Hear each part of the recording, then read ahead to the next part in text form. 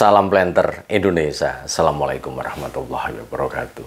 Di siang hari yang berbahagia ini, sebelum rehat siang, ada hal yang ingin kita diskusikan.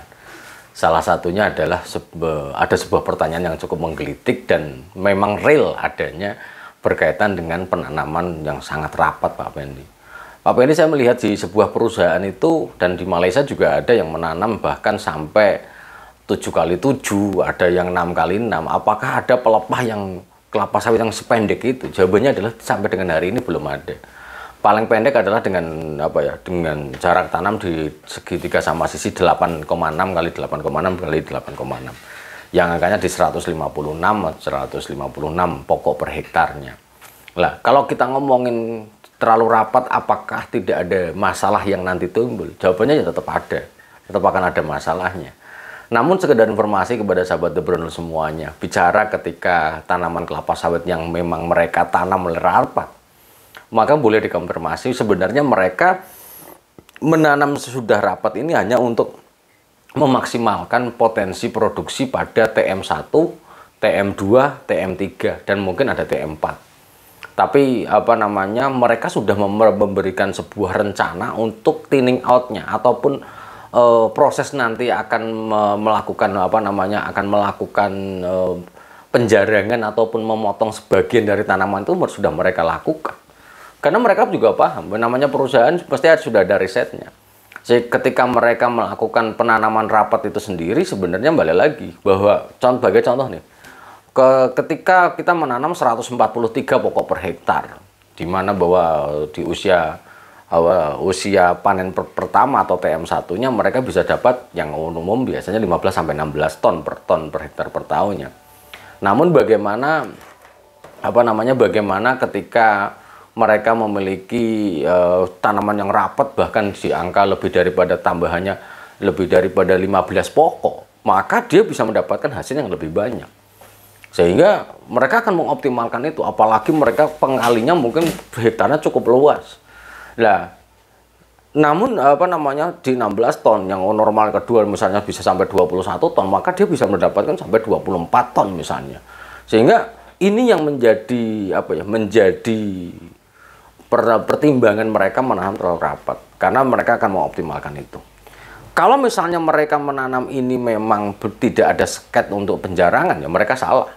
Karena tidak ada kelapa sawit yang ditanam bisa sampai 7x7 atau segitiga sama sisi 7x7 baik-baik saja, itu sampai dengan hari ini ya belum ada. Bahkan ada yang kemarin 5x6 itu ya masih meraba-raba saya. Ketika 5x6, maka pelepahnya mau panjangnya berapa sih sebenarnya. Nah, ini yang menjadi pertimbangan mereka. Sehingga kayak misalnya di beberapa perusahaan Malaysia yang ada di Indonesia menanam 7x7, sebenarnya nanti di dalam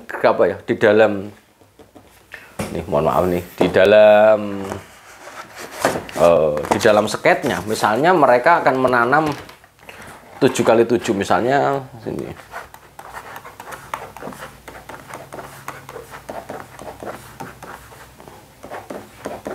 Misalnya mereka menanam yang seperti ini. Sebenarnya mereka nanti sudah akan menandai baris sekian, pokok sekian pada baris sekian itu nanti akan dihilangkan.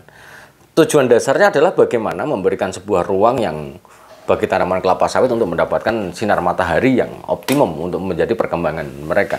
Ketika kelapa sawit berada pada daerah matahari yang tidak optimum alias terlalu rapat, maka dapat dipastikan bahwa tanaman kelapa sawit akan mengalami etiolasi, pertumbuhan meninggi cepat, pucat dan lemah yang pastinya akan berpengaruh terhadap produksi tanaman kelapa sawit sendiri. Sehingga mereka tuh sudah menandainya akan dikuranginya. Sehingga mereka mendapatkan keuntungan di 3 tahun sendiri, tapi nanti mereka akan sedikit repot untuk bisa menguranginya. Tujuan dasarnya adalah bagaimana mereka akan untung di depan, tapi di belakang juga tidak akan rugi, karena dengan proses thinning out yang sudah mereka sket sedemikian rupa. Sehingga namun kalau kita mengacu kepada masyarakat, mungkin masyarakat tidak bisa mencontohnya. Kalau ini ditelan mentah-mentah, Pak Pendi, saya melihat sana kok ditanam 7x7 rapat banget, wah saya mau ikut dapat pelepahnya. Kalau kita tidak membuat sket untuk pengurangan pokoknya, ya nanti lama-lama isinya kayak apa, kayak goa, kerapat banget itu apa pelepahnya, yang buahnya lama-lama ya akan hilang, buahnya akan lama-lama hilang. Sehingga ini yang menjadi dasar sahabat entrepreneur semuanya, untuk ketika kita melakukan penanaman kelapa sawit, jarak tanam adalah yang jarak tanam adalah sangat penting. Kalau misalnya ditanam terlalu rapat, ya kita akan untung. Di usia 5 sampai 5 tahun itu mungkin sampai 6 tahun nggak akan ada masalah. Karena pelepah akan mekar optimum di usia 6 sampai ke 7 tahun, baru nanti maksimal. Tapi di usia 0 sampai 5 tahun ya karena tidak maksimal, ya mungkin mereka akan berpandangan, oh nggak apa-apa ditanam rapat seperti ini, wong kita juga buahnya masih bagus. Saat itu masih bagus. Tapi kalau di usia 6 sampai 7 tahun, ya pasti akan mengecil-mengecil. Ciri khas yang terjadi karena dia meninggi yang cepat karena terlalu rapat tanpa penjarangan yang ada, atau yang ketepatan waktu untuk penjarangan yang tidak dilaksanakan dengan sesuai dengan penjadwalan, resikonya ya batang kan mengecil, meninggi dengan cepat, dan lama-lama buahnya bam, hilang. Itu sendiri. Sehingga ini yang harus saya sampaikan kepada sahabat entrepreneur, kita tidak boleh menelan mentah-mentah apa yang kita lihat tanpa kita mencari keterangan di dalamnya itu maksud dan tujuannya apa. Hal ini sangat penting bagi sahabat entrepreneur semuanya. Nah, kelebihannya ya pasti pupuknya akan lebih banyak. Tapi keuntungannya karena misalnya bisa menghasilkan satu pokok di TM1, bisa satu pohon bisa sampai 150 kg. Kalau misalnya 15 pokok kan lumayan ya, apalagi pengkali hektarnya cukup banyak. Dan yang terakhir ini sahabat entrepreneur yang saya sampaikan di siang hari yang cukup panas ini, itu adalah ketika kita menanam kelapa sawit, dengan jarak yang tidak tepat, misalnya kalau seandainya jarak tanamnya lebih lebar, itu kepada individu tanamannya nggak ada masalah. Misalnya rekomendasi 143, sebut saja dipisahin satu kalabar 143. Kemudian ditanam dengan 9,2 kali 9,2 yang jumlahnya nanti pohonnya adalah 136. Apakah berpengaruh terhadap tanamannya? Berpengaruh positif, iya. Tanamannya akan relatif lebih gede karena dia mendapatkan sinar matahari yang lebih powerful, yang lebih full dibandingkan ketika ditanam 143. Maka kalau ditanam lebih jarang, secara individual tanaman nggak ada masalah. Tapi kalau seandainya jarak tanam ini ditanam yang rekomendasinya 143 ditanam 156. Sekali lagi 0 sampai 5 tahun mungkin nggak ada masalah.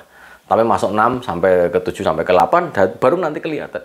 Karena terjadinya proses isolasi yang besar, dan itu yang akan menjadikan buah kita akan semakin hilang.